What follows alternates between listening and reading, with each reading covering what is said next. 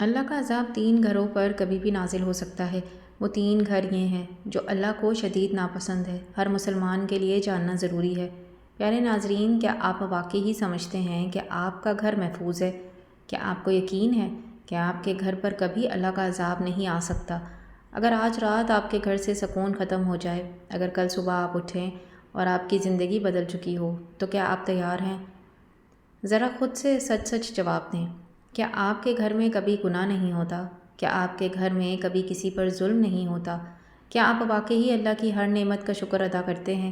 اگر ان سوالوں میں سے کسی ایک کا جواب بھی نہیں ہے تو رک جائیں، کیونکہ جو بات آپ سننے جا رہے ہیں وہ آپ کی زندگی بدل سکتی ہے۔ یہ کوئی عام بات نہیں ہے، یہ ایک وارننگ ہے۔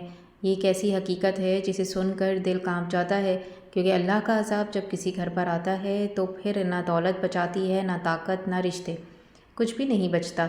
پیارے ناظرین، ان تمام سوالوں کے جوابات آپ کو اس ویڈیو میں ملیں گے۔ آپ اس ویڈیو کو آخر تک ضرور دیکھیے گا۔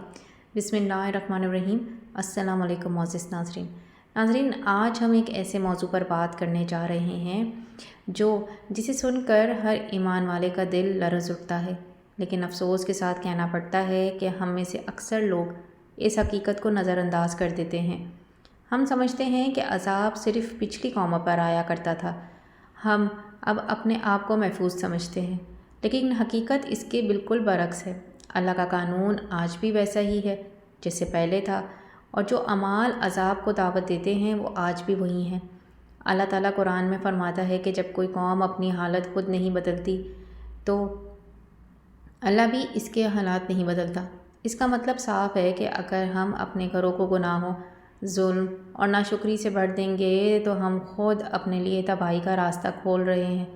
اور سب سے خطرناک بات یہ ہے کہ عذاب ہمیشہ اچانک نہیں آتا، بلکہ آہستہ آہستہ انسان کو اپنی لپیٹ میں لیتا ہے، یہاں تک کہ انسان کو پتہ بھی نہیں چلتا کہ وہ کب اس کا شکار ہو گیا۔ پہلی قسم وہ گھر ہیں کہ جس کے گناہ عام ہو جاتے ہیں اور انہیں گناہ سمجھنا چھوڑ دیا جاتا ہے۔ یہ وہ گھر ہوتے ہیں جہاں نماز کو اہمیت نہیں دی جاتی، جہاں قرآن کو صرف شیلف کی زینت بن جاتا ہے، جہاں حلال اور حرام کی کوئی پرواہ نہیں ہوتی، جہاں جھوٹ، غیبت، بے حیائی اور نافرمانی عام ہو جاتی ہے۔ ایسے گھروں میں شیطان کو کسی محنت کی ضرورت نہیں ہوتی، کیونکہ انسان خود ہی اس کے راستے پر چل رہا ہوتا ہے۔ نبی کریم صلی اللہ علیہ وآلہ وسلم نے فرمایا کہ جب لوگ برائی کو دیکھیں اور اسے نہ روکیں تو اللہ کا عذاب میں مبتلا کر دیتا ہے۔ اس کا مطلب یہ ہے کہ اگر گھر میں ایک فرد گناہ کی راہ میں باقی خاموش ہیں تو وہ سب برابر کے شریک ہیں۔ آج ہم دیکھتے ہیں کہ گھروں میں موبائل، انٹرنیٹ اور میڈیا کے ذریعے بے حیائی عام ہو چکی ہے، لیکن کوئی روکنے والا نہیں ہے۔ یہ خاموشی دراصل اللہ کے عذاب کو دعوت دینے کے مترادف ہے۔ ایک واقعہ آتا ہے کہ ایک بستی میں لوگ گناہوں میں ڈوب چکے تھے۔ وہاں ایک نیک شخص بھی رہتا تھا جو خود تو گناہ نہیں کرتا تھا، لیکن کبھی کسی کو روکتا بھی نہیں تھا۔ جب اللہ کا عذاب آیا تو وہ بھی اس میں شامل ہو گیا۔ جب اس کے بارے میں پوچھا گیا تو جواب ملا کہ اس نے برائی کو دیکھ کر بھی خاموشی اختیار کی۔ یہ ہمیں سکھاتا ہے کہ صرف خود نیک ہونا کافی نہیں ہے، بلکہ برائی کو روکنا بھی ضروری ہے۔ معزز ناظرین، دوسری قسم وہ گھروں کی ہے جہاں ظلم ہوتا ہے۔ ظلم صرف یہ نہیں کہ کسی کو مارا جائے، بلکہ کسی کا حق مارنا، کسی کو ذلیل کرنا، کسی کی عزت کو ٹھیس پہنچانا بھی ظلم ہے۔ خاص طور پر جب یہ ظلم گھر کے اندر ہو، جیسے شوہر کا بیوی پر ظلم، والدین کا بچوں پر ظلم، یا طاقتور کا کمزور پر ظلم، تو یہ اللہ کا غضب کو دعوت دیتا ہے۔ نبی کریم صلی اللہ علیہ وآلہ وسلم نے فرمایا کہ مظلوم کی بددعا سے بچو، کیونکہ اس کو اللہ کے درمیان کوئی پردہ نہیں ہوتا۔ سوچئے، اگر ایک بیوی رات کو آنسو بہا کر اللہ سے شکایت کرے، اگر ایک بچہ دل میں درد لیے کر اللہ کو پکارے، تو اللہ کیسے خاموش رہ سکتا ہے؟ ایسے گھروں میں سکون ختم ہو جاتا ہے، برکت ختم ہو جاتی ہے، اور آہستہ آہستہ وہ گھر کو تباہی کی طرف چلا جاتا ہے۔ حضرت علی رضی اللہ تعالیٰ عنہ کا قول ہے کہ ظلم پر قائم رہنے والی کوئی چیز باقی نہیں رہتی۔ یہ ایک اصول ہے، اگر ایک گھر پر ظلم چل رہا ہے تو وہ زیادہ تر قائم نہیں رہ سکتا، چاہے بظاہر وہ کتنا ہی مضبوط کی نہ لگے۔ تیسری قسم وہ گھروں کی ہے جہاں ناشکری عام ہو جاتی ہے۔ ناشکری ایک ایسا گناہ ہے جسے ہم اکثر نظر انداز کر دیتے ہیں، لیکن حقیقت میں یہ اللہ کی ناراضگی کا سبب بنتا ہے۔ جب ایک گھر میں ہر وقت شکایتیں ہوں، جب لوگ اللہ کی نعمتوں کو نظر انداز کریں، جب چھوٹی چھوٹی چیزوں پر ناراضگی ظاہر کریں، تو وہ گھر آہستہ آہستہ برکت سے خالی ہو جاتا ہے۔ قرآن میں اللہ تعالیٰ فرماتا ہے کہ اگر تم شکر کرو گے تو میں تمہیں اور دوں گا، اور اگر ناشکری کرو گے تو میرا عذاب بہت سخت ہے۔ یہ وعدہ ہے، اور اللہ کا وعدہ کبھی غلط نہیں ہوتا۔ ہم دیکھتے ہیں کہ کچھ لوگ کم وسائل کے باوجود خوش رہتے ہیں کیونکہ وہ شکر گزار ہوتے ہیں، جبکہ کچھ لوگ سب کچھ ہونے کے باوجود پریشان رہتے ہیں کیونکہ وہ ناشکرے ہوتے ہیں۔ ایک شخص کے پاس سب کچھ تھا لیکن وہ ہمیشہ پریشان رہتا تھا۔ ایک دن اس نے ایک غریب شخص کو دیکھا جو تھوڑے میں خوش تھا اور اللہ کا شکر ادا کر رہا تھا۔ اس نے پوچھا کہ تم اتنے کم میں خوش کیسے ہو؟ اس نے جواب دیا کہ میں اس پر خوش ہوں جو میرے پاس ہے، اور تم اس پر پریشان ہو جو تمہارے پاس نہیں ہے۔ یہ جواب اس کے دل میں اتر گیا اور اس کی اپنی زندگی بدل لی۔ یہ تینوں چیزیں، گناہ، ظلم اور ناشکری، ایسی ہے جو کسی بھی گھر کو تباہ کر سکتی ہے، لیکن اللہ نے ہمیں راستہ بھی دکھایا ہے۔ ہم اسے کیسے بچ سکتے ہیں؟ سب سے پہلا قدم یہ ہے کہ سچی توبہ۔ جب انسان دل سے اللہ کے سامنے جھک جاتا ہے، اپنے گناہوں کو مانتا ہے اور انہیں چھوڑنے کا ارادہ کرتا ہے تو اللہ اسے معاف کر دیتا ہے۔ نبی کریم صلی اللہ علیہ وآلہ وسلم نے فرمایا کہ اللہ اپنے بندے کی توبہ سے بہت خوش ہوتا ہے۔ دوسرا قدم ہے کہ اپنے گھر میں دین کو زندہ کرنا۔ نماز قائم کریں، قرآن کی تلاوت کریں، اللہ کا ذکر کریں۔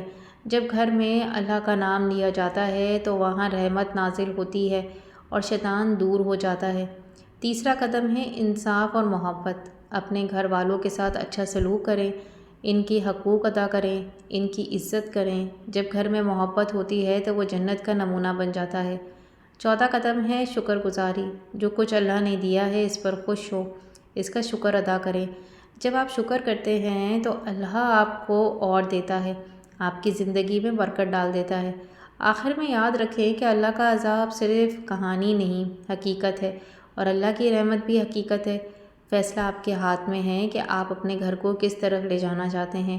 ابھی بھی وقت ہے، سنبھل جائیں، کیونکہ جب اللہ پکڑتا ہے تو کوئی بچا نہیں سکتا، اور جب اللہ بچاتا ہے تو کوئی نقصان بھی نہیں پہنچا سکتا۔ آخر میں بس اتنی سی بات دل میں بٹھا لیں کہ یہ دنیا ہمیشہ رہنے کی جگہ نہیں ہے، یہ ایک امتحان ہے، اور ہمارا گھر اس امتحان کے سب سے اہم مرکز ہے۔ آج کی اس تیز رفتار اور فتنوں سے بھرے دور میں جہاں ہر طرف بے حیائی، غفلت اور دنیا کی دوڑ لگی ہوئی ہے، وہاں اپنے گھر کو بچانا ہی اصل کامیابی ہے۔ ہمیں خود بھی سنبھلنا ہوگا، اپنے گھر والوں کو بھی سنبھالنا ہوگا، کیونکہ اگر گھر ٹھیک ہوگا تو زندگی بھی ٹھیک ہو جائے گی، اور اگر گھر بگڑ گیا تو سب کچھ بگڑ جائے گا۔ آئیے آج ہی عہد کریں کہ ہم اپنے گھروں کو گناہوں سے پاک کریں گے، ظلم کو ختم کریں گے اور ہر حال میں اللہ کا شکر ادا کریں گے۔ ہم اپنے گھروں میں نماز کو زندہ کریں گے، قرآن کو جگہ دیں گے اور محبت، صبر اور برداشت کو عام کریں گے۔ ہم اپنی زبانوں کو بھی سنبھالیں گے اور اپنے دلوں کو بھی صاف کریں گے، تاکہ ہمارا گھر اللہ کی رحمت کا مرکز بن جائے، نہ کہ اس کے عذاب کا۔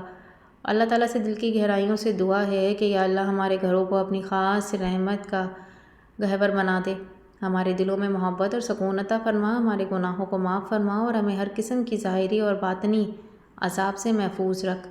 یا اللہ ہمارے گھروں سے لڑائی جھگڑے، بے سکونی اور پریشانیاں دور فرما اور ہمیں ایسا بنا دے کہ ہم تیرے پسندیدہ بندوں میں شامل ہو جائیں۔ یا اللہ اس مشکل اور آزمائش بھرے دور میں ہمیں ایمان کی حفاظت فرما، ہمیں سیدھے راستے پر قائم رکھ اور ہمیں ایسی زندگی عطا فرما جس میں تیری رضا ہو۔ یا اللہ ہمیں ہدایت دے، ہمارے بچوں کو حفاظت فرما، ہمارے رزق میں برکت ڈال اور ہمیں دنیا اور آخرت دونوں میں کامیابی عطا فرما، آمین یا رب العالمین۔ معزز ناظرین، جاتے جاتے اللہ تعالیٰ کے خوبصورت 99 ناموں میں سے بھی ایک نام ٹائپ کرتے جائیے گا۔ ملتے ہیں نیکسٹ ویڈیو میں، اللہ حافظ۔